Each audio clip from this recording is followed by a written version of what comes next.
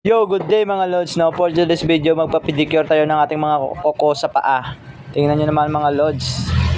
Wow, legs. Ang ganda ng aking pedicurista mga lods. Likod pa lang, ulam na.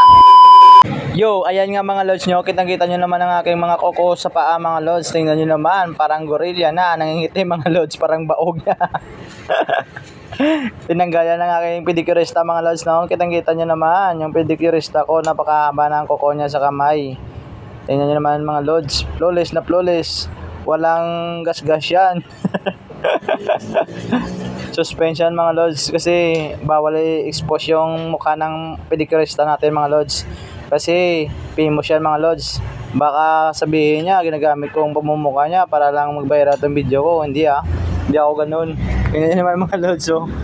Sa ibaba ko lang binibidyo yan mga lods, para hindi kita yung pagmumukha ng pedicurista ko mga lods, kasi explosive yan, explosive.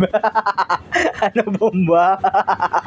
Parang sasabog yan pag nalaman niya in-upload ko yung mukha niya sa social media, kaya hindi ko niya isinala yung pagmumukha niyan, kasi sa sobrang ganda niyan mapapawaw kayong talaga. Kaya yung mga kuko ko lang sa paa mga lods, tingnan nyo, ang ganda ng pagkagawa.